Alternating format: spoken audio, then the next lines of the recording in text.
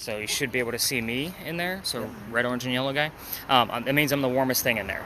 So we're looking for those blue and black areas. So I'm looking for them to move or to take shape, because we're always going to have blue and black, because there's going to be glass and windshields and all kinds of things all around us, right? And so with that said, I'm looking for those things to take shape. I want a head, shoulders, moving arms and legs. Like, that's what I'm looking for. That's what we've caught in the past.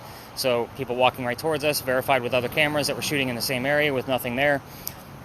Can't mistake what it actually is at that point. And you're like, holy cow, what did we do? You're just staring at it like, oh my God. This is real science. This is how we do it. There's also a blue dot bouncing around the screen. I don't know if you guys can see it, but it's kind of like up in that top corner. Yeah.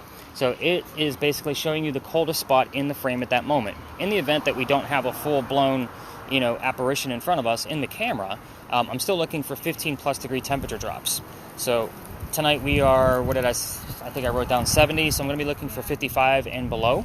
Okay. So for anything out of that, just to kind of see if it's anomalous. And again, that's just kind of the barometer. It doesn't have to be in the 50s. We've caught things that were down in the 20s in this temperature. Right. So again, we might not have the full you can see it, but we might have evidence that there's a very, very, very cold spot below freezing on the screen somewhere. So you're going to do. This used to be the Eliza and Charles Pinckney mansion. Their mansion actually sat in the front of this space facing East Bay Street. Eliza's garden was lined up with Five Church Restaurant and came all the way across. And we are standing in the servant and slave quarters for the home. So that's the layout of the land. So who the hell were these people? Eliza and Charles had a son named Charles. They had a nephew named Charles. That's 3 Chucks. That's why we look for those secondary clues. Same bit with the fires that we just talked about. So that way, in the event you hear the name Charles, hopefully I get the verifier of which one is actually coming through. If you're getting my point. So the son and the nephew were signers of the Constitution for South Carolina. It's a big deal for us, but I hate politics more than both of you. We're going to move on. If I don't bring that up, they're going to do it for me in a very negative way through your spirit box. So I do it every single night, but we're going to be talking about Eliza. She has a much better story. Eliza marries Charles at a young age according to today's standards. So I say that is because if you're going to ask her how old she was when she got married, don't expect numbers like 12 and 14 from the colonial days that she came from. Think of today's standards, which, by the way, this is where we start withholding information. I'm not going to give you questions like what color was George Washington's white horse, like what we did over there with the big red barn. So kind of keep that in mind. Back to Eliza. She marries Charles because her father is over in... Oh, it's weird, by the way, and the reason why we're so big on Eliza's age when she got married is because her husband was over double her age. So it was a creepy age gap back then, creepy age gap now. Yeah. So just kind of giving you something to look forward to. But anyway, back to Eliza. Her father's in England. He thinks he's dying. He's trying to bring all of his children home one last time, and Eliza's right here. So she doesn't think he's dying, so she stays put and gets married. It's 1744. You don't get married in that time frame to get a green card. We're not a country. So she did marry him out of love. This is a true love story. So this isn't a gory, horrific BS story from TV. Like, this is how it goes. But anyway, she was right. Dad did not die right away. So he starts sending her gifts from England to exactly where we're standing. One of those gifts happens to be the plant seeds of indigo. You guys have only been in town for a few hours, but I guarantee you've probably seen the word indigo somewhere already, because it's all over the place. Mm-hmm. That is a plant that makes blue dye that makes her blue jeans blue, in case you didn't know what it was. Sorry, I get a lot of teenagers on this tour, so if I'm insulting your intelligence, my apologies. But teenagers are like, wow, that's so cool. I don't wear blue jeans, but that's so cool. I'm like, yeah, I know. But anyway, so when she got her seeds, she didn't know what to do with them. She had to learn from her servants and slaves how to keep it cultivated. It's not always hot here. This is actually really tame for us. Like, this is wonderful, by the way. Yeah. But anyway, so once she learned how to keep it going, she learned how to make the dye, and then moved it to cash crop down by the Stono River, got a hold of her dad overseas and said, rice plantations are going downhill. We're going to make a killing with this indigo. We now have an international businesswoman during colonial times. Something absolutely unheard of. Yeah. So, with only you, the only one here that doesn't know everything that I know about her, normally, like I said, I normally have 4 or 5 pieces of communication from other guests, so we're going to focus on one major thing with you. So I've already kind of hinted that the house caught fire, so just let me know any numbers that you hear, simply because it might be part of the date. Not just the year itself, but if we normally get fire, burning, blaze, we will normally get all 3 parts of the date. So, and I'm not going to tell you what those numbers are. But you're going to focus on her death. That's what makes things so interesting. She's pretty open about talking about it. But I will tell you the 4 major questions that we commonly get answers to. How old she was, what she died from, where she's buried, what president was a pallbearer at her funeral. So the only thing I'm going to ask is if you're going to come up with your own rogue questions, like on your own, the only thing, do not ask about the children. I will explain before we leave the space. But if it's just the three of us, we're going to stick together anyway. If you want time alone to like actually ask things out loud, that's perfectly fine too. I'm okay with being the professor in the background. But again, I'm still going to want to keep up to like see how things are going. You don't have to ask things out loud either. You can just focus, or you can just wait for those answers to actually pop through. I haven't taken a full look at the word list yet, but I already know that the word writer has been showing up there, and it's not because I said it. So it is somebody's kind of like watching to see what's going on. I'm not Canadian. I don't know who the hell's Canadian. Are either one of you Canadian? And she's like, no. But again, most of the time, 80% of this is going to be garbage. So, but the only thing that stood out to me was the word writer. And that's only because I already told you 2 or 3 times that that's what I do. I'm a writer researcher. And this doesn't hear me, just in case you were wondering. This is listening to the radio stations the same way you are. That's what all those numbers are, moving in the top left-hand corner. Before we start walking around and for you to get back to work, I do want to show you what the EMF meter actually does. So if you were to actually place this device behind your TV set, it's going to read about 40 to 60 milligauss when the TV is on. Okay, so that's kind of a base of something around your home. Your microwave runs about 150 to 170. The highest I've ever seen this device go has been here in my 11 years of ghost hunting, 214 milligauss. Okay. We left. I have epilepsy. That's too much electricity in the air for the neurological disorder guy. So we got the hell out of here pretty quickly before anything happened. Look at that. We're starting to get some rings. It jumped up to 20 a second ago. Did it? So the average spike for this in this location is 18 to 22. That is astronomical for an area 20 outside. for a second. So I have to write down a few of those. But you said 20 was the highest one you saw? Yeah, jumped up to 20. Nice. So when we go to other spaces, we may more than likely not see those kind of numbers. So I'm excited about a 2.5 at another space, but even a 10 at another space, I'd be like, oh my god. Like, we had a triple-digit number in a space last night that I had never seen anything above a 10. Yeah. I was like, holy cow, what the hell is happening? So, you had a 20, we had a 10, I saw a 7. Was there anything in between a 10 and 20 that I need to know that I missed? There was an 8 somewhere in there. Okay, so can you tell me the questions again? Death. How? How? When? Well, age. Why? Or, oh. So how did she die? How did she die? Age at death. Burial, where? Okay. And then who was the pallbearer? So we definitely saw 20 or 10. We got somebody coming from their car, so just be careful with the camera. Yeah, I'm going on to have a turn in this direction. Okay, so I should start listening again? Oh, yeah. Okay. Yep. There we go. Okay. You're eager. I'm like, yep, let's get this girl going.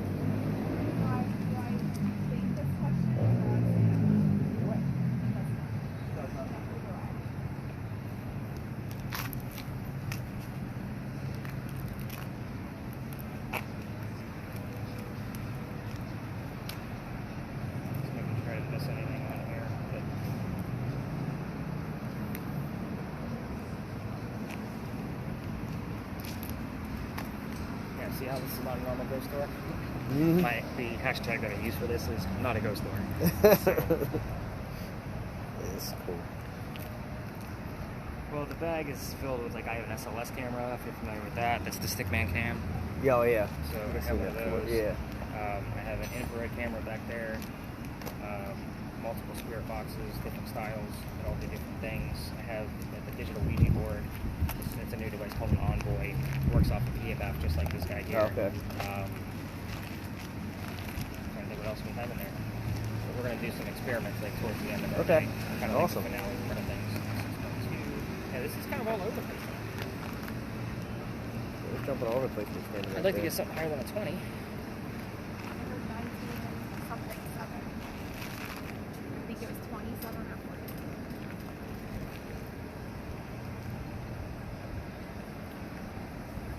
Charles.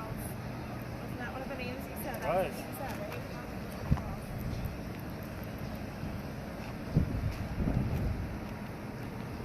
Can do for these kids. Now you're getting it. Now is where I don't write down every little thing.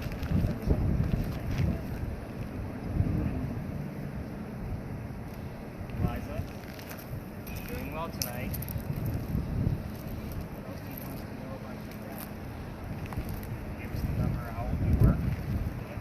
We're going to ask.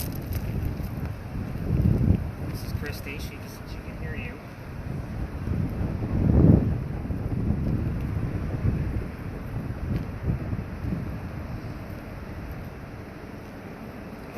you come closer to the box with the red light, I want some verification that you're here.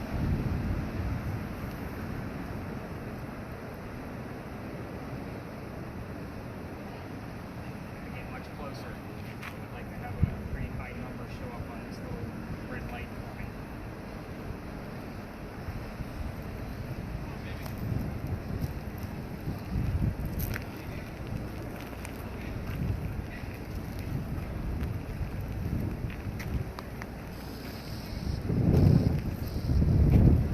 Oh, and there's a breeze for me tonight. That's wonderful. That's great.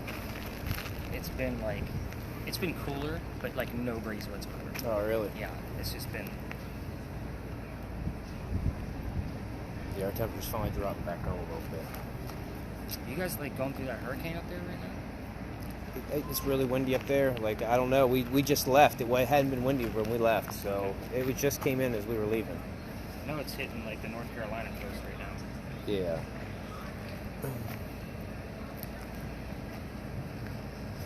Probably got out just in time.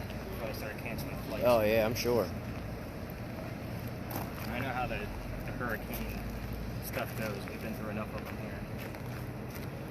I lived in Myrtle Beach before here, so I've kind of always been right on the Oh, yeah. coast. My brother went to Coastal for a while. I heard He Loves Me and The Heart. Told you, true love story.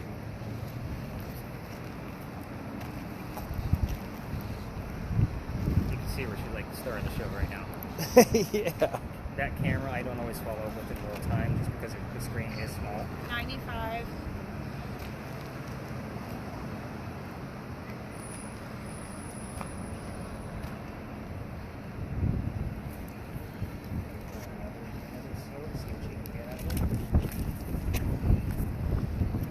Eliza, we'd really like to see the number of your age when you passed away. That would be great.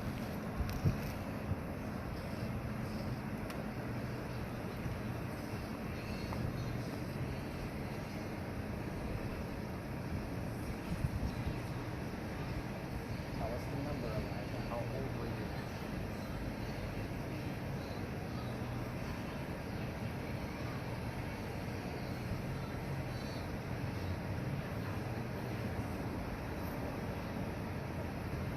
I love how she's looking for reception. She's taking small steps.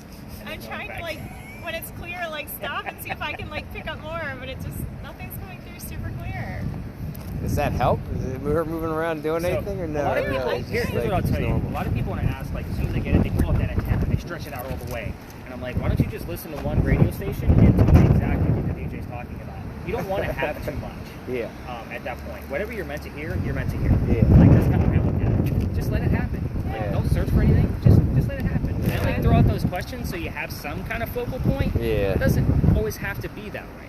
Okay. And your answers, whatever you're focused on, like I don't know if anything you're asking in your brain to Eliza is going to show up on my word list. That's why I like to use multiple, devices of communication, so that way she has options of where it's going to go. Okay. And TV shows always show one spirit box, and then they go to commercial when nothing happens. It's like, yeah, you didn't give that person an opportunity to go to any box they want. They don't stand still like us.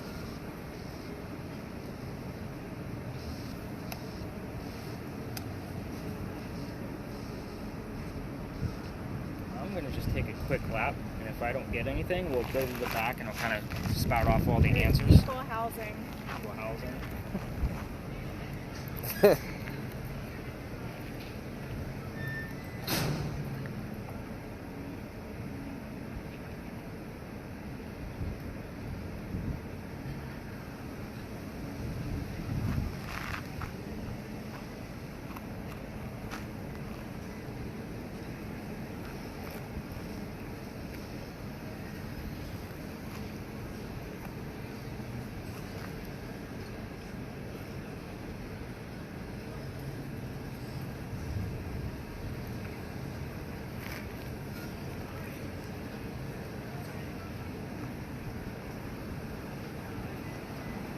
How you doing over there, man?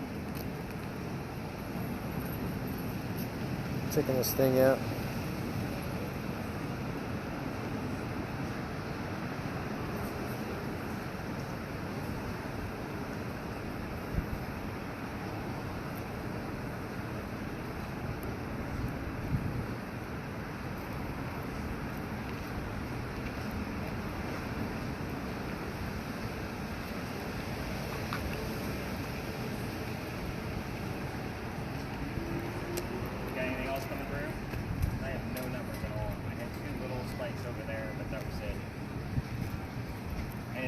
on the camera, Eric, that you can see? Nope. No people walking towards you? Nope. All right, let's go over these answers, and I'll explain why I'm kind of cutting this short on this one. Number one. It is something. So you heard the phrase number one, Number right? one. We said it number one. So that's going to make a lot of sense here in just a minute. So with this particular space, I want you to keep in mind, I do get a lot of repeat customers all the time, so I will switch this up a little bit. And every year I take out one space and I add a new one. This is one of the spaces that I've been looking to retire, but they keep drawing me back in, mainly because I was getting very disrespectful ghost hunters on your guys' end of things. Like, come on, Eliza, and then they go take a leak in the corner, kind of disrespect. And then I was getting very nasty messages coming through spirit boxes, which is not what I'm about. So I kind of gave the place a few weeks break while I was exploring other spaces, but came back because this is probably one of the most active spaces I've ever been in. And again, 11 years of doing this. So my, I guess, agreement with Eliza, the night I did come back for the first time, I sat in that corner and I basically just talked to her. No spirit boxes, no equipment. Just, hey, my apologies. I know I get some rude people. I'll do my best to keep them intact. But if I swing by and tell you who I have coming and how many people I'm bringing, hopefully that'll be enough to kind of appease you to allow us to continue to come back and learn more about your life. So every night, before I meet with you guys on that corner, I come through here and I give her the names of the people that I'm bringing, if I know them. If not, I always at least know the lead traveler, but she gave me your name too. So when people book through TripAdvisor, you have to put everybody's name down. I literally write them all down on the front page of every one of my notebooks. So every night I have the moon phase and all that stuff and everybody's name, so that way I don't screw it up, and I can also rattle them off to Eliza, this is who I'm bringing. So again, last night, just so you guys have this inkling of thought, that Ouija board device I was just telling you about, it gives off letters, right? Because it's a Ouija board. Right, so what it's doing is it's taking the EMF, and anytime there's a fluctuation, kind of like the little device I'm using, it stops it on a letter and puts it in the bottom row. One of the gentlemen here last night, he goes by the letter V, because his name is Vimal. So it's not always easy for us Americans to say that, so he just goes by V. So it was his third time coming out on this route with me. And he walks in after I give the history and he says, Eliza, do you remember me? He immediately gets the letter V. So I was kind of like, okay, we'll kind of see how this goes. So wait, it gets better. He said, Eliza, I know that could have possibly been a coincidence. If you truly remember me, give me another V. It goes around and then around again and lands on a V. Nothing in between. So you had double V's back to back. Yeah. That's really cool. So, but when I walked through here last night, I basically told her V and Adrian are coming back. So she already kind of had that inkling of thought that who this person might have been, because I bring a lot of people through here. So take that for what it's worth. But I do cut this one a little short. I normally only do like one full round robin with like 8 to 10 people, so I kind of gave us a little bit extra time because there's only 2 of you. I'm not going to keep coming back going, what's going on, what's going on, what's going on? Yeah, I want to give you time to work. So let's go over these answers. Have you heard anything else? You took your butt out. No, you're good. I'm just not good at multitasking. It's all right. So the cool thing is that with this particular location, we could have had things happening from here while we were over at Big John's, and things over here from Big John's. So that's what I call bleed over. So even though these 2 particular ghosts are from 2 different centuries, I call it bleed over, and I have seen it time and time again. You could have gotten the Big John's jersey numbers. You did hear the phrase 1947. You played for the 1947 New York Giants. So I wrote down 27/47 because you weren't sure. So I'm not going to search for it, but it will be within your notes. So I'm trying to find my tablet, because whenever we kind of end the space, I always kind of like do the picture pages so you can have a visual that goes along with all of this. Not to mention it helps me remember all of the damn answers to tell you guys, because sometimes I forget. All right, so yeah, you can keep that recording while we're in here. So before we leave, I'll say go ahead and give your hands a break, and that thing will stretch apart if you want to listen with her from here to the next location. Trying to keep that in mind. Oh, super bright lights. Good thing I was shadowing that for you. All right, so this is Eliza Lucas Pinckney. So I use her maiden name simply because she is the second wife named Eliza from Charles back to back. So it's kind of a jerk move, right? Because he had 2 wives named Eliza back to back. So the first wife also had a maiden name that starts with the letter L. So one person with a communication device will normally get the question of like, which Eliza are we dealing with? Because both of them had a maiden name at letter L. Lamb was the first wife. This wife marries Charles at the age of 22. Charles was 45. So a creepy age gap for me, because I'm close to Chuck's age. My oldest daughter is Eliza's age. So yeah, definitely a creepy age gap on mine. Yeah. Yeah, you've probably definitely seen it. I've already told you that the house caught fire, but that isn't only one set of questions that I'll give to one person with a communication device. That's the only picture of the mansion that we actually know exists, or at least that I know exists. So this is fire damage from the Great Fire of 1861. If you do take other routes around town with other hosts, they will always tell you about a fire because we've had dozens, like literally dozens and dozens and dozens. This one in particular is probably one of the biggest ones we ever endured. This is a map of Charleston, and obviously the orange is the fire. So it literally went from one side of the peninsula all the way over to the other. So this is giant. You are standing on the little tiny green dot right there.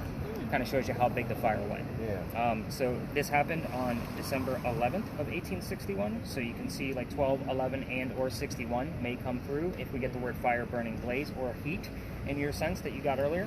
I would be looking for 2 or 3 of those numbers because that's normally what will happen with this if it's in relevance to this location. Otherwise, the crank up the heat could have been relative to what was going on with Big John's, considering you heard the year 1947, even though it happened in 2016. It's more of a Big John relevance, if you see my point. Said don't ask questions about the kids. We're going to cover them anyway. So 4 children grand total. So if you do ask her, she will tell you 4. If you piss her off, she'll tell you 3. Let me explain why. So first child you already know about, Charles, signer of the Constitution. Big deal, right? We already talked about him. Moving on. Next child is Thomas. He fought in a Revolutionary War battle, the Battle of Camden, just south of here. Was shot in his left leg and captured by the British. When they released him, they left him on a cane the rest of his days. So you can see that definitely the keywords that will come up around Thomas when his name does pop up. It did pop up here last night, but we had no other definitive clues that it was coming up from him specifically. The next child is where things get a little hairy. Baby George. This is where we don't poke the bear. In June of 1747, Baby George was born and died. The weird thing about that is his death certificate only says June of 1747 in both the birth and death columns. So we don't know exactly how old he was. So he could have been a few days old, could have been a few weeks old. My guess is he was at least a few weeks old, simply because you wouldn't name a child back then unless they were christened. So that takes a few weeks after birth. So I'm going to say at least 2 to 3 weeks at best. So that's the hope. The other weird thing about George, he doesn't have a headstone, he doesn't have a grave. My theory behind that is that during those times, the church may have allowed the Pinckney family to mummify this baby and keep them in the home, in a tomb, waiting for mom to pass away. So he could be buried with mom, Eliza, when she passes away. It's going to get more weird when I tell you about Eliza's death. But there's one more child. Harriet, she's the only daughter. You've never been to South Carolina ever? We've been to Myrtle Beach. Okay, Yeah. so you know where Myrtle Beach is. Perfect. That's in Horry County. Harriet marries Daniel Horry. Now you kind of have an idea where she lived. That's 2.5 hours north of here. So it wouldn't have been a 2.5 hour car ride for Eliza. So lots of letter writing between her and her daughter. So quill, ink, paper, published. Those are the kinds of terms that we'll get around Harriet when we do hear from her. It's very seldom. It's not very often. You can imagine she's probably haunting something up there because that's where she lived most of her life. Right. Eliza's death, which was your focus. She lived to be 70 years old, by the way. So I didn't get it on my word list generator either. Nope, I did get the word letters though. So take that for what it is, even though we were just talking about the letter V too. See how you guys keep me around? I'm always the outside the box thinker. But she was 70. That was in 1793. You did hear the number 95, so it was a close but no cigar. Sorry, doesn't count. Now, with that said, she was going to Philadelphia, getting treatments, whatever they thought she had. It turned out to be breast cancer. We didn't know what the hell breast cancer was in 1793. We're going based off her medical records now. She died in Philly. She's buried in Philly. That should raise 2 questions in the back of your brain. First one, Baby George. If my theory's true, which, by the way, don't go home and Google mummied baby and not expect a phone call from the government. Somebody will call you. It is a religious theory, so that's where you have to dive in to find the facts on that. But anyway, if it's true, then they would have transported them from here all the way to Philadelphia by horse and carriage. You guys look old enough to remember the game Oregon Trail. Somebody's going to get dysentery on that damn game. So, and she's like, great, now he's guessing our ages. I've seen that look on you. You told me how old you guys are, or how many years you guys have been married, so I could take a stab. But anyway, the other question in the back of your brain is, if Eliza's in Philadelphia, what the hell are we doing here in the middle of an empty parking lot? Are you going to haunt your grave when you're gone? I don't take you to actual cemeteries. It is minimal activity at best. I do this for a living. So again, I do it for research mainly. If I get an EVP in the process, super great. I'm not going to spend 8 to 12 hours in a graveyard waiting for something to happen. It's going to happen at somebody's mansion 400 miles away from their gravesite, because this is where the raised emotion is. Yeah. This is where she raised her family. So kind of take that for the name of the tour is Stories in a Cemetery, because Charleston is one giant cemetery. There's more death here than you can spit and find a new grave. But anyway, so you want to take a guess who the president was? That was the pallbearer at the funeral? Oh no, I forgot to ask that. It's okay. Take a guess. You know the year, 1793. Oh, no, I don't know the year. I don't know. No history buffs Yeah, between my you? brother would. My brother's world history, like, he US taught it for history, 20 yeah. freaking years. I'm actually glad neither one of you can answer. Let me Okay, good. explain. I know, I'm a weird dude. Yeah. He's No, my like, brother. yeah, No, my brother's really into all the history stuff. So he would know her off the top of his head. When we got over here, I told you, I'm not going to give you questions like, what color is George Washington's white horse? Yeah. I do that on purpose, subliminally putting George Washington in the back of your brain, waiting to see if you're going to give me the answer. I gave you all of the answers except for that one. I gave you one more chance to screw it up, and you still both passed with a fail, so good job. It was indeed George Washington. So at his own request, wanted to pay homage to her because her indigo helped get his country started. It was a very big deal to him. So again, I'm actually excited when people don't actually answer that question properly, because if you were to tell me when we were out there and I said, oh, did you hear George Washington on your spirit box? She's like, no, I just know it. I'm like, give me the damn spirit box, and it would go to Eric, because I don't want somebody just going to repeat all the same shit I've already said. Yeah. That's not the point of this. So I know you said you heard the name Charles, and then you heard the number 47, and you weren't really sure. You probably didn't even put that together until I told you about the 1947. But again, it was one of those pieces where I'm like, okay, we'll see how the Washington bit goes. But you still pass. We're good. So that bleed over I've already mentioned between here and Big John's, that's what we're going to be looking for out of the next location. So we're not going to be able to fully explore it like what we're doing here. However, only because it's an alley. We're going to an alley where other tours might be. So when we get in there, Eric, I keep wanting to call you Chris for some reason. I know we have Christy, but so when we get in there, you're going to be very discreet with your recording. You're not going to be recording from here to there, but when we enter the alley, hit that record button, keep the belly shot. Okay. Other people, they didn't pay to get filmed. Again, they paid for a $15 tour. So they get a little weirded out by that shit. But anyway, this is really all about you along the way. So you're definitely going to be listening along the way. You can stretch out those earbuds and he can help you. And I'll just lead the way. I'm perfectly fine with that. Again, whatever, however you guys want to do this. But again, I would say with some of the readings I had here, up to that 20, like I'm pretty satisfied with that. Like that's an average number for me so far for this location. I'm not like, oh my God, it was crazy in there. You know, I'm not a TV show host, like I said. But you know what's interesting is like now that I'm thinking about all of your UAP stuff, like they use the exact same tools that I have. In the The bag, FLIR and infrared, all that type of stuff. It's all the same stuff. And don't forget the spirit box, because they're using FM and AM frequencies at the same time. A lot of like energy I wanted to wait frequencies. and see if anything else came through, but I heard anything I want to do. Well, Eliza, I will see you again tomorrow night. We're gonna bid you adieu, my dear. So I will be bringing quite a bigger crew tomorrow. All right, so I always kind of, even on the voice recordings, even if we're just walking away, I usually try to close it off by just saying goodnight to whoever we're trying to hunt down. So let's go learn about killing people. That's all good, right? Oh, yeah, go ahead and hit man. that stop button.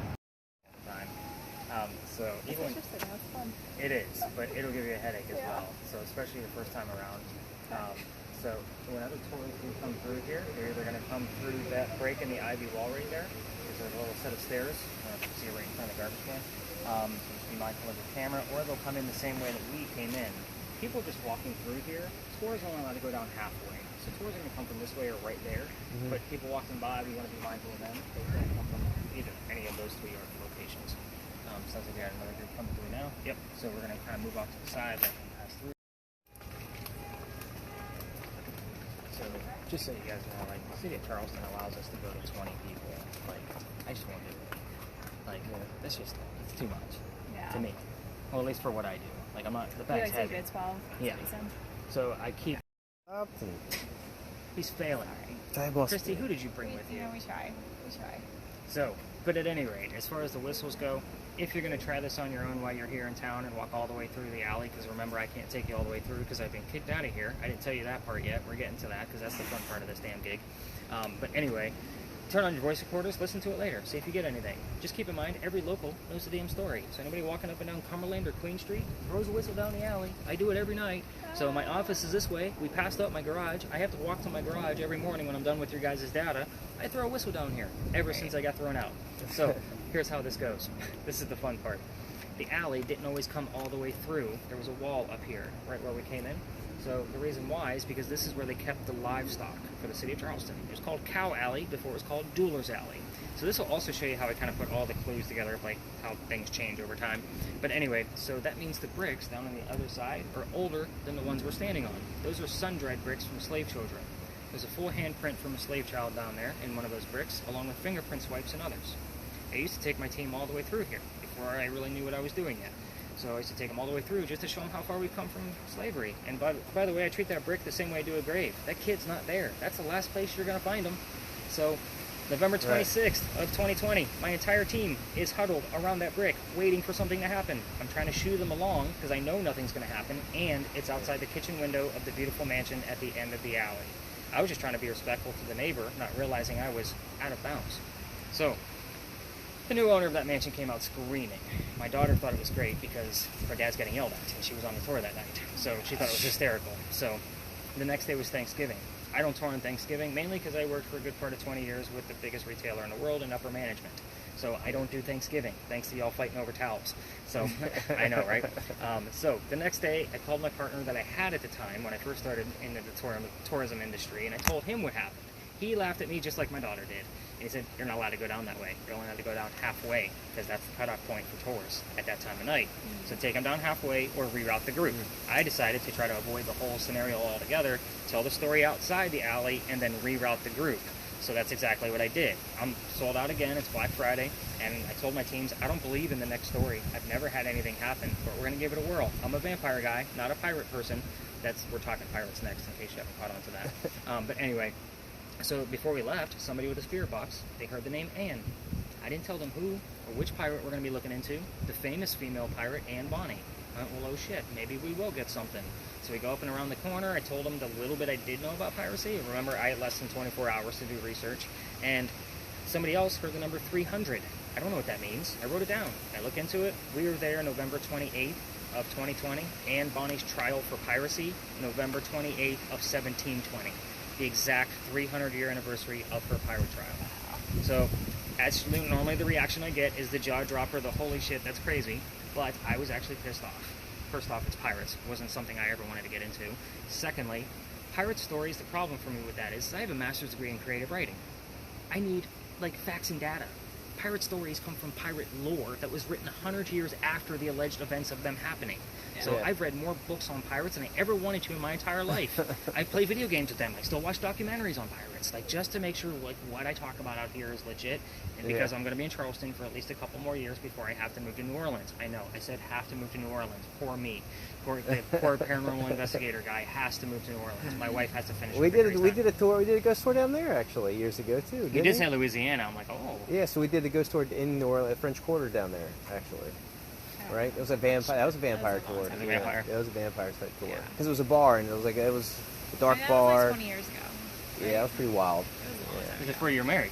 Yeah. Oh yeah. Oh, look at me remembering how long you two have been married. Yeah. Oh, look at that. There, It for was sure. quite a long time ago. So I've never been there, and I am stoked. So my wife has to finish earning her degrees, and there's really only 2 schools that offer the degree.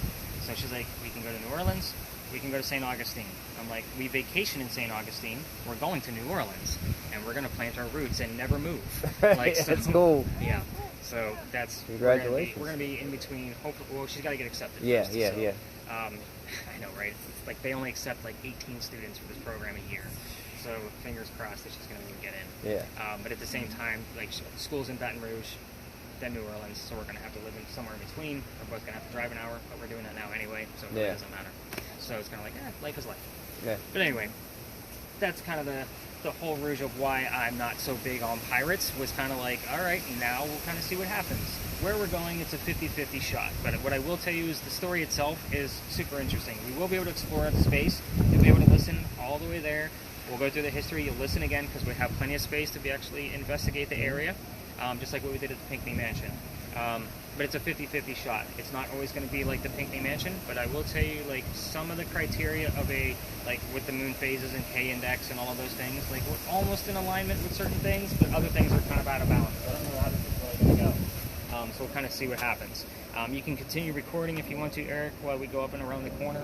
But we're going to stay out of the way of the other tours because it is a very popular corner. There's like 15 places to go in that little area. I just stick to the one pirate story so that way we're all laser focused. Any other major questions on dueling that I might be able to answer? No. Because hopefully you're going to get more answers to this story as well. Okay, good. So, I'm excited. I know.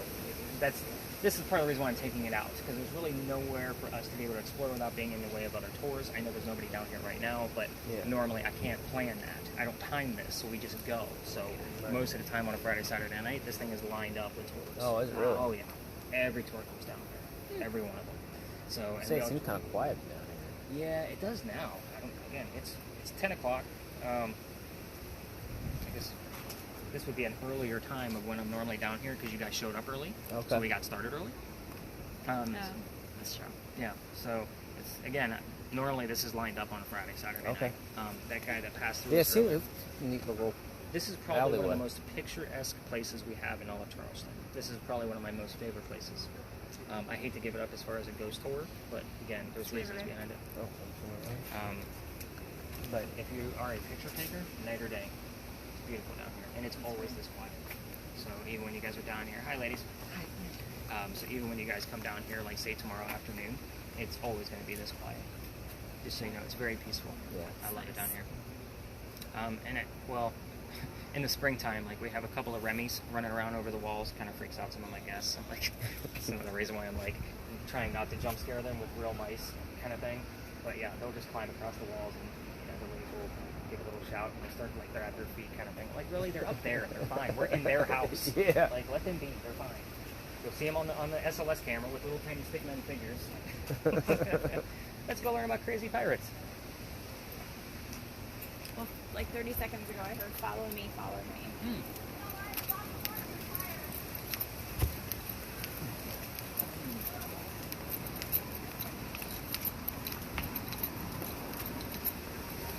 Well, Red Sky at Night for us is good. I don't know what you guys follow up north, but Red Sky at Night, Sailor's Delight.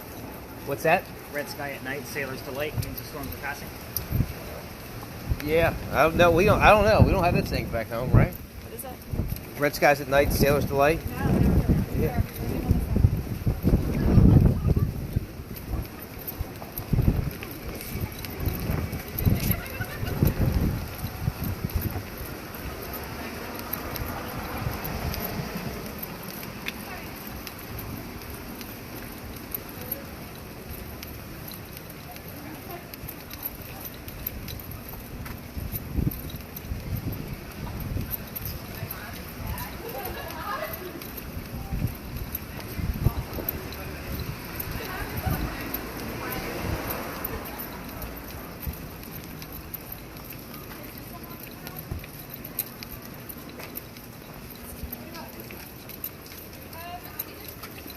You guys didn't come downtown yet at all? This was like, you just... Yeah, we just got down. Yeah, literally. I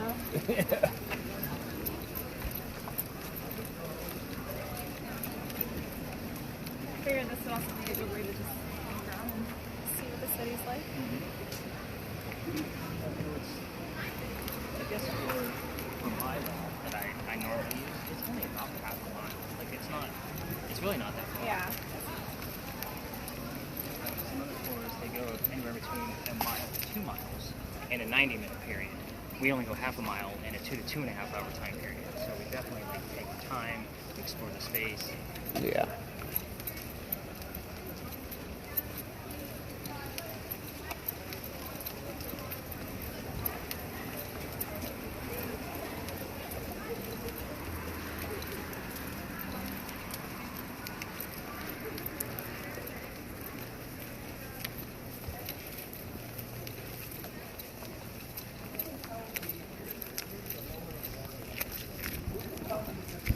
What's that? That's what we're going to be discussing. I just like to bring us to the back because all the other tours kind of take up this area. Yeah. They discuss that as well, but we're going to be looking at it in a much different light than they are. So we're here for a reason. They're here for the history of the building.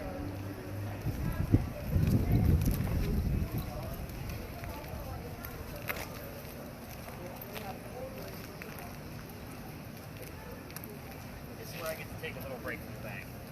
So I still got 10 people's worth of gear in there. Well, so again, that's the powder magazine. So that is, it held gunpowder for 7 different wars and 1 rebellion. So that kind of gives you the basics of it. The big giant brick building behind it is an apartment building, in case you were wondering. We'll talk a little bit more about the construction of that if you want to later on. I don't get too much into the architecture anymore, but we're here because of that building and those crosses that are on the side of the building. Those are not crosses. Those are earthquake bolts. You guys haven't taken other tours in town, so let me explain what those are. It's a turnbuckle. So think of it goes all the way from one side to the other, and it looks just like that on the other side. If we have another earthquake, like what we did in 1886, which we haven't, by the way, you can tighten it. Opposite, just tighten it on both sides, and it tightens up the building so it doesn't incur any further damage. It's a great idea, it just doesn't work. You're going to see them all over town, including the apartment building behind it, which is why I pointed it out. You see the little peach squares on every floor? Those are also earthquake bolts. It's a concept that doesn't work. So we put them in the shape of lion heads, pineapples, all kinds of Charleston charm bullshit. That's exactly what it is. It's Charleston charm BS. So you'll see it all over the place. And every tour in town will tell you what an earthquake bolt is. So just going to forewarn you of that. But anyway, that particular giant set of crosses on the powder magazine is part of the reason why we're here, because that's the first set of earthquake bolts that Charleston put in. The reason why is because that's the oldest government building in South Carolina. It was finished in 1713. They needed the first building to be protected. So they said, let's try this out on the oldest government building. So keep in mind, the building was already about 150 years old then. So this building was finished in 1713. This building, the reason why we're here, was being constructed at the same time that Anne Bonny was coming here to start a new life. This is what I call a familiar. On the TV shows, they use what they call a boo buddy. It's a teddy bear with a little K2 blinky light in there, right, to try to attract the child goes to them. They do that because the child would recognize the teddy bear as a toy. We're here for this exact same principle. We're here because Anne Bonny would just simply recognize the building. We don't have any buildings this old. So that's why it's a 50-50 shot that she's going to be here at the same 15 and 20 minute time period that we will be. So let's kind of get into the whole history of this, because Anne's story starts right in the middle of the building's construction. The building, first off, took 10 years to build. Does that sound like our government? Small building, 10 years? No, not at all. But anyway, so 1708. You're going to have to follow me a little bit because there's a few twists, because this is a twisted pirate female chick, right? It's going to be a little crazy. So 1708, a young lady moves here from Ireland. She's here. Her name is Anne Cormack. She comes with her dad and his mistress. The mistress is Anne's mother. You with me so far? Eric, you got all that? The mistress's name was what? I didn't give you the mistress's name. No. That was just Anne's mother. Anne's mother. Anne's mother, okay. The 3 of them are running away from her father's angry wife. So how pissed was she that she kicked them out of the damn country? And this is where I tell the gentlemen of the group, be nice to your ladies because they'll kick you up to Canada. And back then, they didn't have planes, just boats. So we're talking 1708. So they came here from Ireland by boat. Did she know that Anne was not hers? She knew that. Okay. Yeah. Well, they didn't have any children together. That's how she knew. Okay. So she's the illegitimate, Wow. daughter. I don't. Oh, yeah. That's just what went over my head. That's why I slow down on that part to make sure everybody grasps it. So, Yeah. because it's a little We twisted. got up really early today. I'm sorry. We usually get up for work at 2:45 in the morning. Holy so we're cow. Just this is bedtime. That's why I asked him, do you think you can hang late today? We're in bed by now, so. Sorry. So, no, it's okay. I'm actually almost in the same boat. My wife, Okay. we just moved, and my wife left the house without her keys. Oh, gosh. And I had only been home 2 hours, Oh, no. sleeping. So she's trying to call my phone, and apparently it was on mute. Oh, no. She went to the back porch door, which is the bedroom, to where I'm sleeping. She's trying to get the dogs to bark to wake Oh, me up. gosh. We literally live next to a train. It is this close to our house. So I sleep through the train. I just became accustomed to it in the 2 months that we've been there. So Wow. I'm not waking up. So finally, one of the dogs starts licking my face, like, dude, something's wrong. Wake up. So I wake up and I see my phone, and my wife tried calling me 19 times. And then she found a ride to work with her boss, who also lives in our same neighborhood. And then she said, you're going to have to come pick me up at this time. So I'm literally running on about maybe 3 to 3.5 hours of sleep. So I totally get it. But I've also been up since, I don't know, we'll just say 7:30 this morning, which is very early for me, because I normally get home between 4:30 and 5 o'clock every day. So I'm on the same boat you are. So anyway, back to our friend Ann. Now, when the mom or the wife kicks them out of the country, they land in Georgetown. That's between us and Myrtle Beach, in case you're unfamiliar. So Dad bought a plantation up there. Mom died pretty quickly. So now Dad has to send young Ann to Charlestown to sell things from that plantation to keep things afloat. So that's why we're here, the familiar building, by the way. I say Ann, back home in Ireland, when she was a little girl, was a badass even back then. At the age of 7, 8, 9, they say she killed a servant with a knife to the belly. So can't tell you how many times servant, knife, and belly have come up on 3 different communication devices, and the other 2 people have no idea what the other 2 people heard, if that makes sense. Now, fast forward. The building's done in 1713, but by 1715, pirates are starting to come through Charlestown. Anne's pretty stoked. So she's a teenager at this point, and she's excited because she's going to fall in love with one of these pirates because she wants to earn her freedom, just like a man. That's who she is. She's a little bit of a rebel. So it's a man's world at this point. So the first guy she falls in love with, and I said first because there's a handful. That's what makes the story so damn good. That's why we're going to discuss her. But the first guy is James Bonny. You already see where this one's going. I've already told you her pirate name. Dad didn't approve. He's a filthy pirate. They ran away to Jamaica. They got married. Anne Cormac is now Anne Bonny. That's where the name came from. When they get down there, she realizes her new husband is not the Captain Jack Sparrow that she was hoping for. This guy turns out to be a privateer, which means he's a coward and a spy for the British. This isn't who she wants. Oh, a few years man. go by, and she falls in love again. Guy number 2. This is John Rackham, but everybody calls him Calico Jack. This is the guy they based your Johnny Depp character off of, just so you know who this guy is. So, Jack has his own ship and his own crew, and wants to be part of that crew. Can't put a female on a pirate ship. Do either one of you know why? You know anything about pirates? It's bad luck. So until your minds start going a little dirty, I usually tell people keep it family friendly. Yeah. But it's bad luck. So he makes a deal with her. If you dress like a guy and look like the crew, you can be part of the crew, but you're going to be a female in my quarters. She's okay with this. Why? Dad used to cross-dress her as a boy apprentice back home in Ireland to keep her hidden from his wife, so she gets it. She's all about this. Now she's a pirate, but put 2 and 2 together. She's a female in his quarters. She's eventually going to get pregnant. You cannot have a pregnant pirate dude on the crew. Somebody's going to figure out that she's a girl, and they're going to get rid of Jack as captain. They'll vote him off, because every ship has its own democracy. So he decides, before she starts to show her pregnancy, that he's going to drop her off in Cuba. Go have the baby with these friends of mine. They'll help you out. Come back later. We'll figure it out from there. She goes and has a baby, returns without a baby. We have no idea what happened to the child.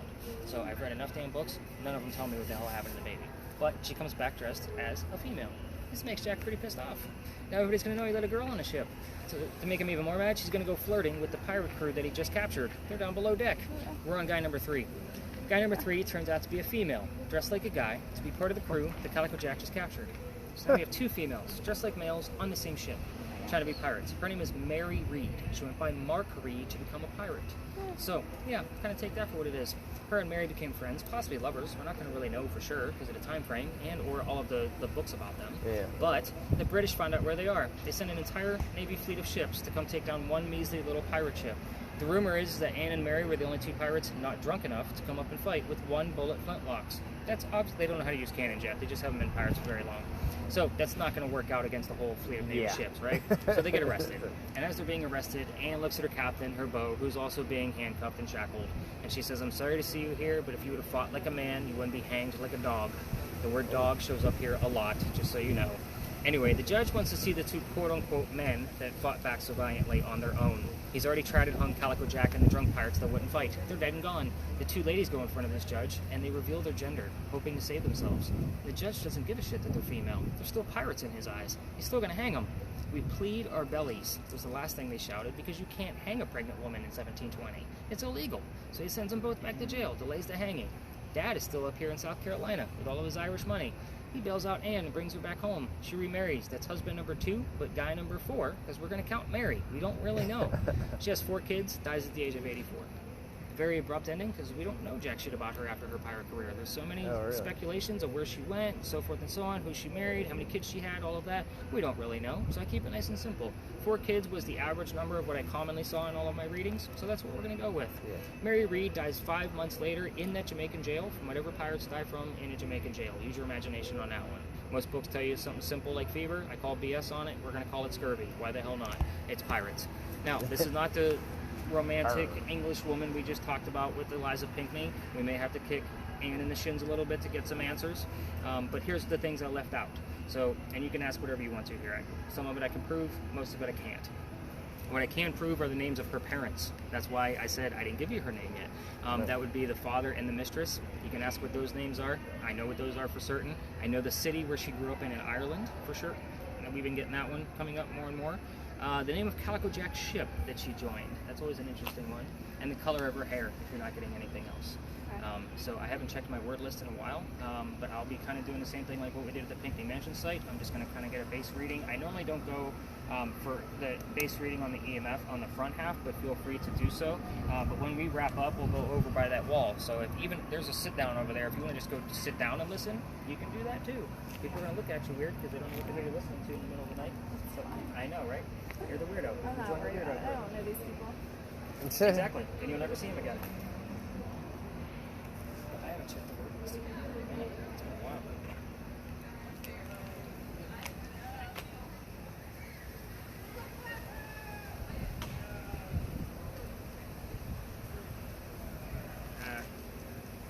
Wasn't that a name you guys told me earlier? Madeline. Mm-hmm.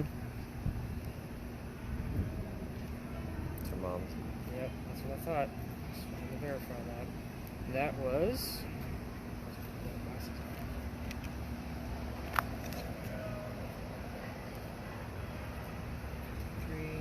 So we would have been almost. No, we would have been inside Philadelphia.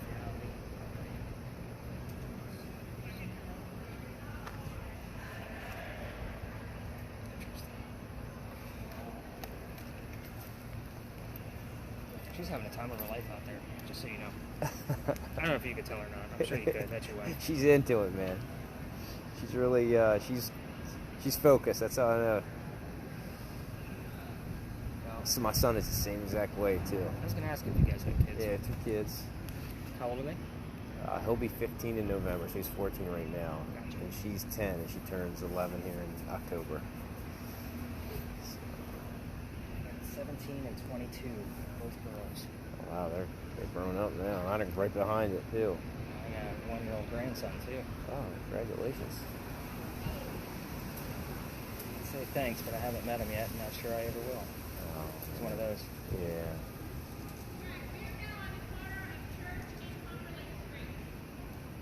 Time's flying so far, man. I feel like I just had my daggone kids. And my son's like, I'm driving next year. I'm like, no, you're not. I know. We commonly get religious terms here. Notice she didn't hear any other religious terms until we got next to St. Philip's Church. Yeah. It happens on a regular basis. My 17-year-old daughter isn't driving yet. She just now got her permit. So, Okay. So yeah, when you... By choice or by kind of like... Oh no, she wanted it. Oh, okay. She's been wanting it, but Yeah. her mom isn't as quick on the... She wanted it since she got, turned 16. Yeah. But I never cared. Like, as soon as I was one of those people, like, Mom, I was like, you're getting it. Because I would just catch a ride with everybody. I never really cared. Wasn't a push or drive to get it. I didn't want to take the hassle of, like, gas and insurance. My mom was like, you're getting your daggone license. I'm probably driving you around. You're 17 years old. She's like, you're going to get your license. I think I'm the youngest of 3, and I was the first one to get my license. I got it, like, on my 16th birthday. Oh. I already had my permit. No, you were eager. That's how she was, eager. Yeah, she wanted to get it quick. I bought my first car, like, a month later. Like, I've been driving that long. But I had my permit when I was 15, took all the driving tests. I did it without my parents knowing about it. Like, I just Oh, forged really? Oh, yeah. I Oh, forged all the man. signatures, and I just went, like, after school. Because I was already working full-time. They just thought I was at work all the time. Yeah. So I worked at, fast food. So I'd go straight to the fast food joint after work, or after school, and go straight there, just walk. But I would go to class first, because it was along the way. So I'd go do the 1-hour class, and then start my shift after that. So I was still at work. They just didn't know that I was going to driving school in between. So I just did it behind their back. So when the dude came up for the first time for do my driving test, they pulled up in the driveway, and I'm like scarfing down dinner, and my mom's like, "What's going on?" I'm like, "Friends picking me up. I'm going to take my driver's test," and she's like, "What?" I'm like, "Yeah."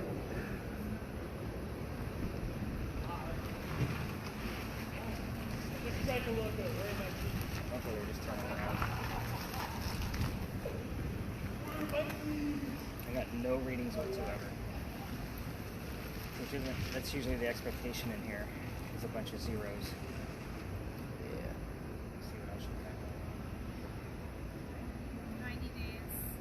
me days.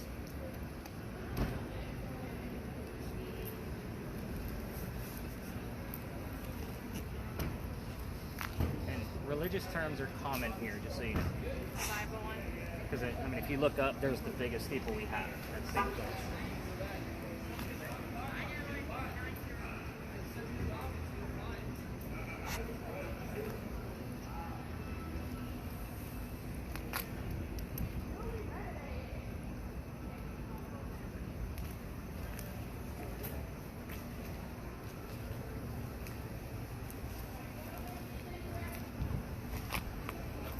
This is that alley on the other side of this wall? Nope, that's a cemetery on the other side. Oh, of the wall. okay. So the alley we were just in, is that what you're looking at? Yeah. For? It's over down there. that way. It runs Okay, this way. I got you now. So St. Philip's actually has 2 cemeteries. So there's an eastern, which is across the street, and then the western. The eastern is for native Charlestonians only. This is for everybody else on the other side of the wall. So John Calhoun, 7th Vice President, is on this side. Okay. So, and it's open during the daytime. So because whenever there's a president, burial ground, they have to keep it open to the public. So it's open, and it's pretty cool to walk through because a lot of the graves in there are from the 17 and 1800s. Yeah. So it's pretty cool stuff. Yeah. At least from a nerdy point of view on my end. So. That would be interesting.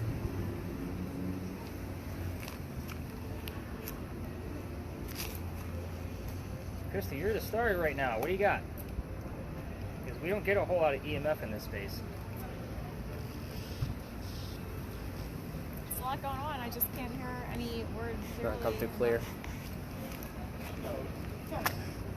I have people that claim to hear Jamaican music here all the time. Oh, really? I mean, we talk about, obviously, like the Caribbean islands and Yeah.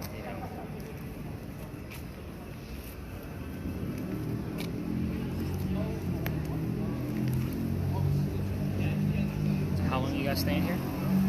We leave one day. Okay. Yeah. It's a pretty quick trip. Mm-hmm. Gotta get back home to them kids. Do you, though? They're fine. My mother can't wait. Maybe I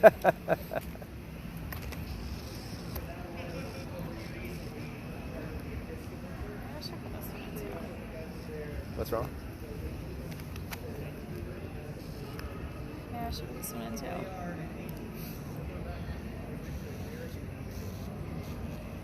Your kids know you're doing this, by the way? No, I don't know. I don't think, right? They don't know, What? babe. No, they don't. What? I can't hear The you. kids don't know. I asked if the kids knew that you were out here doing this. Oh, she'll tell them. They'll be mad, actually. Well, just have them go through all the evidence for you, so you don't have to listen to that shit again. What do you do with us? Most of us.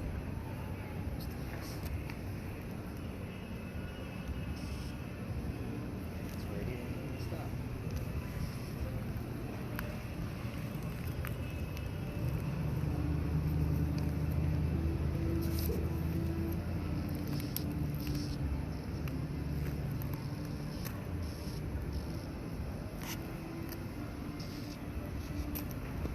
And if you're here, why don't you give us your parents' names? That way we have some kind of verification. If you're not here, give us your first name if you're somebody else.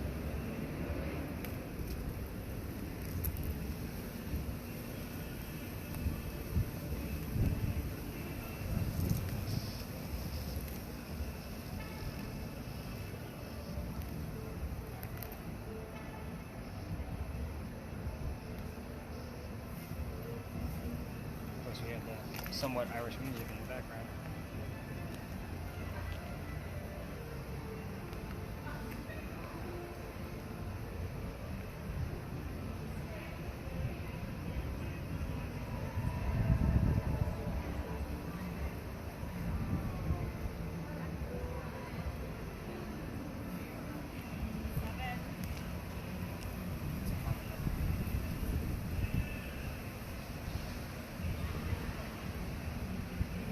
Seems to get more answers up here. Jump. Oh.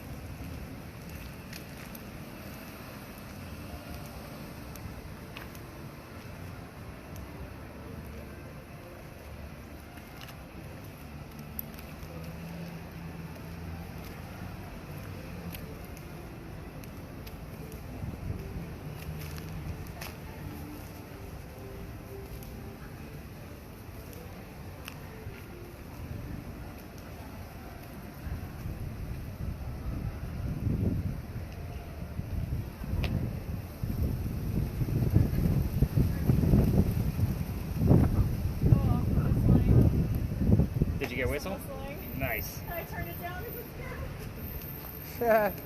What's funny is the number 7 is the common number we get because Dr. Lad's birthday is July 7th. So it's double 7. We only get 2 of them. Told you. Get whistles all the time. All the time.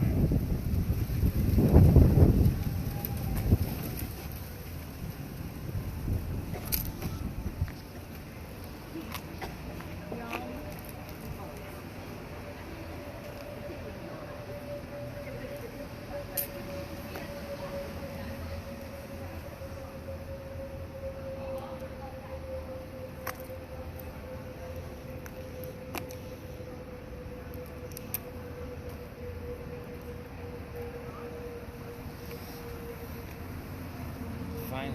Georgia. Yo.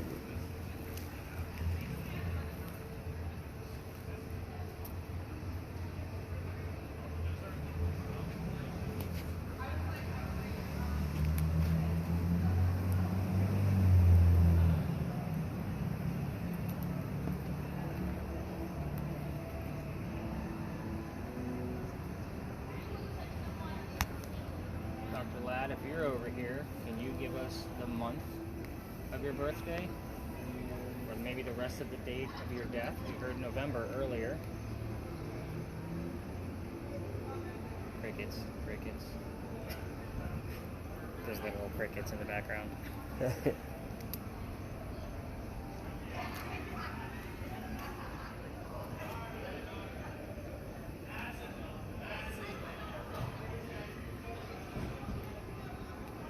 Christians.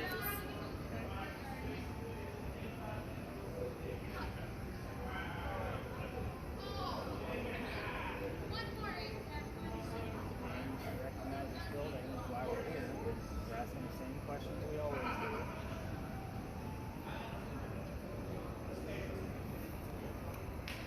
It's not like you don't know how to use all these boxes I bring. I have it up really loud so I can't hear you. I'm sorry. You talking to That's me? actually even better. Okay. Because I'm like, it's just a lot of noise around, so I'm trying to have it up loud so I can hear something clear. Did get the word killed.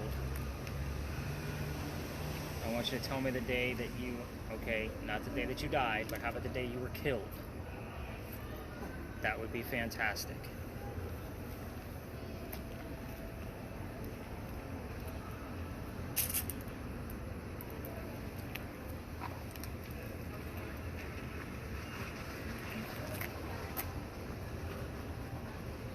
She's really got that thing cranked.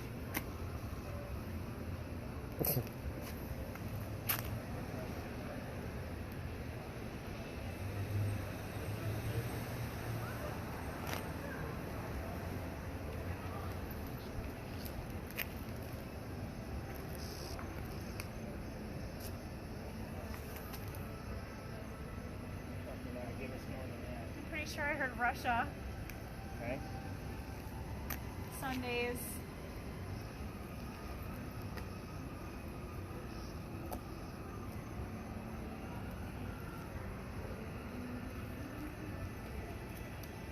Baseball.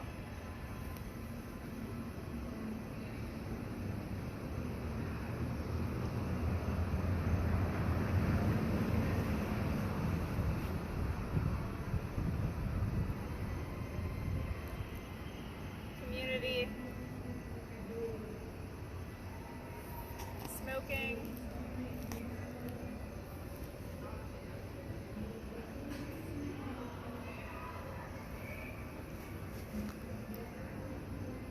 Thought I heard Amy.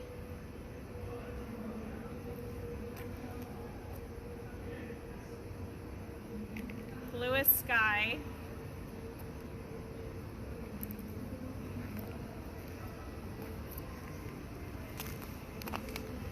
Weird. I asked him for numbers. He's giving The me. war.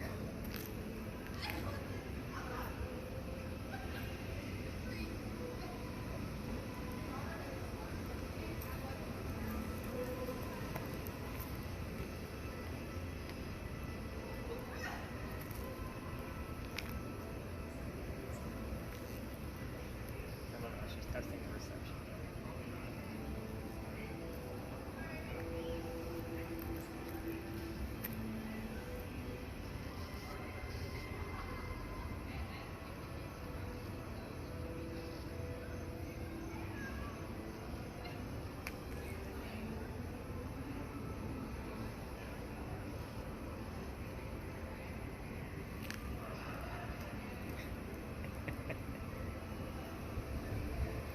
Everybody does this differently.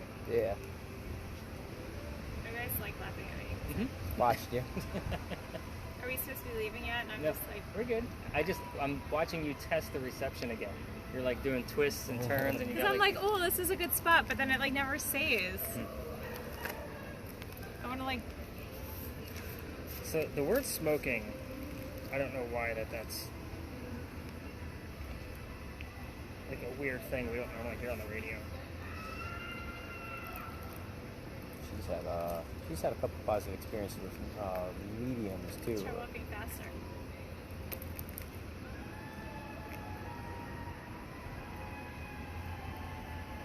Most of my circle of friends are psychics and mediums. Yeah. She's had definitely really good experiences though. I've had some really bad experiences too, though. So I Right. see a lot of self-proclaims here on the route. So a lot of them come to see me to test their abilities. Oh, really? And then once I know that they're psychic or medium, I withhold more 20. information. 20's good. I heard market it somewhere in there too. I think we can call it at this point. Not a whole lot coming through. Let's go over the answers. She's Still kind of dazed. I just heard guilty pleasures. Yep. Well, you heard the word guilty. So when you're listening to that, remember that it's on the slowest speed. So what color is a big red barn? Rudolph the red-nosed reindeer. I don't need Rudolph the nosed reindeer. I just need red. So you did hear guilty pleasures, and she was guilty of piracy. So again, I'm still going to take that as a partial piece of things, especially if something else comes up about that trial. So the things I'm going to have you go ahead and give your ears a break, and then I'll kind of explain what the answers are, and then explain the last space, because it's going to be a little different than what we've been doing. Okay. You're really into this, so I'm going to keep you on the same job. You guys haven't been watching the shows lately, so I'm going to have to go straight from scratch to kind of explain how this goes. It's called the Estes method. So in essence, it's a person with a spirit box, both earbuds in, noise-canceling headphones over top, and a blindfold. So we're not doing that part. What we're going to do is we're still going to have you continue to listen to your spirit box, but I'm not going to give you guys the history up front like what I've been doing all night long, because you're going to play a different part this time. So they've added a piece to this Estes method, and it's called that because of the Stanley Hotel that's in Estes, Colorado. That was the first place that it was started at. It's the same place that was where the Sure, show. bye. weren't just there not too long. Yeah, we drove by there. We drove by that. Yep. Yeah, we So, drove by it.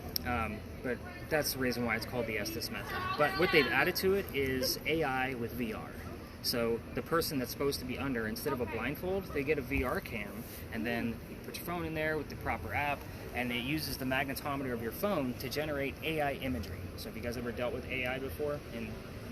I'll do In video games. okay. So I'll do a basic gist of how it works when we get to the next location to show you how it generates, and then kind of explain it a little bit further. But instead of all of this going on one person, I normally separate it. I normally only do this when I have 4 or more people, but you've been doing really well with this. I'm not going to blindfold you, so you're just going to continue to listen.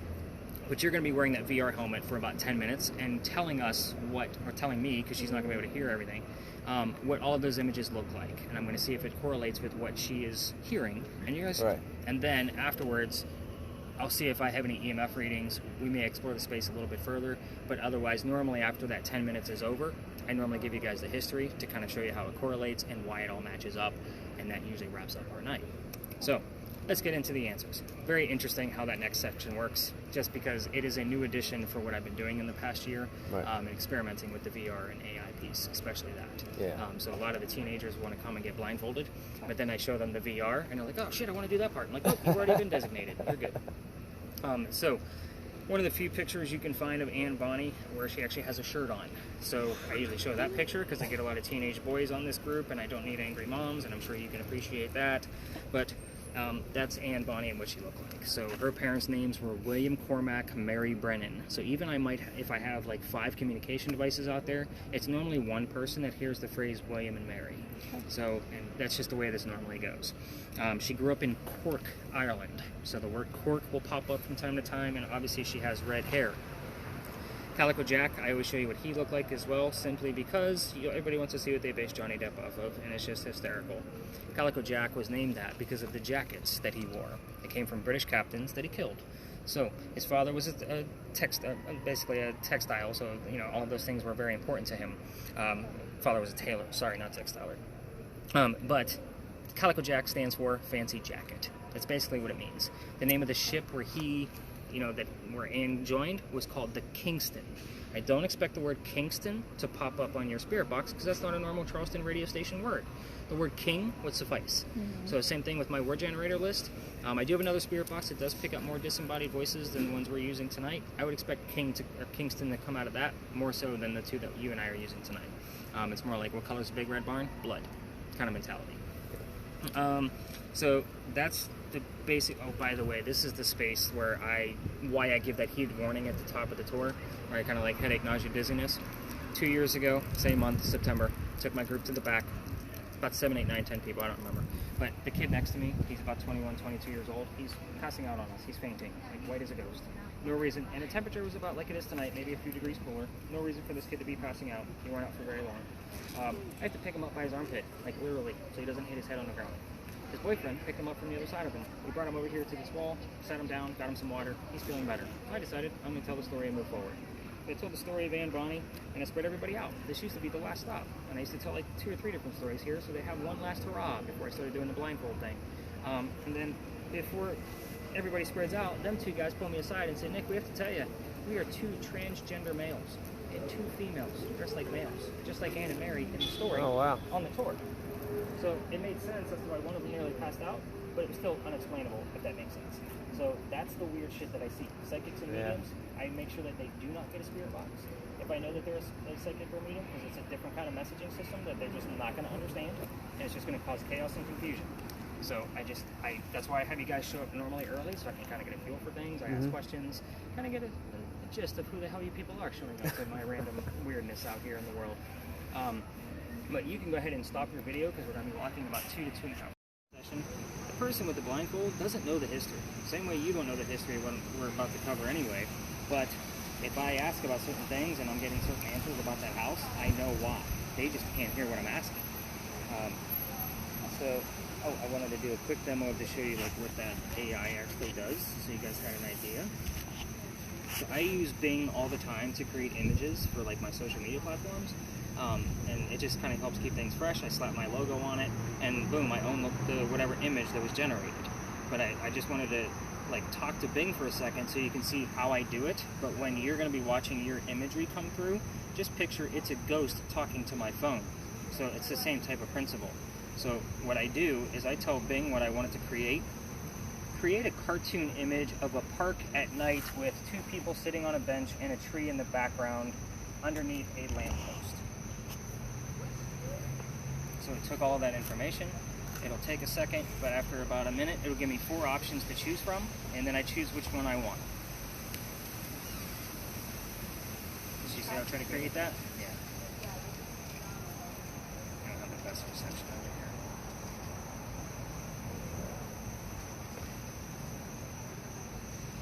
And a lot of times, like, I'll create a skeleton drinking a margarita. So it just gives me underneath the lamppost, 2 people, tree in the background, and then it gives me 4 options to be able to do that in the style of art that I like. Right. So just when you're getting your imagery, it's using the EMF around us and the magnetometer of my phone, because my phone's going to be in that viewfinder. So my phone is going to be picking up the imagery of whatever the EMF is around us and generating the images for you. So they've never been generated before because every EMF reading is different. So again, if it gets a fluctuation of certain things, it's going to read that a certain way and create an image of whatever it caught from it. At the same time, you're still going to be spouting off whatever you've heard, and hopefully it's going to match up with what he's got going on. So again, not going to blindfold you, because I only do that when there's 4 or more folks, and we normally huddle around you guys pretty tight in case another tour does come by, and I'm like, oh, why are you blindfolding your guests? They have no idea how we're doing. So I'll be keeping an eye on the word list on the way here, see if anything showed up.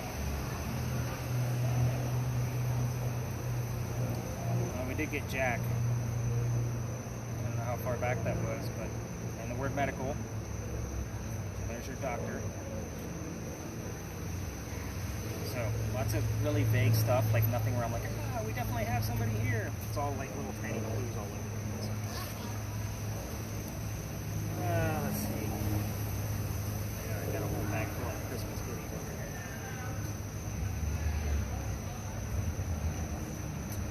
So I'll be taking your camera from you, Eric. Oh, okay. We'll turn it off. Yeah, go ahead and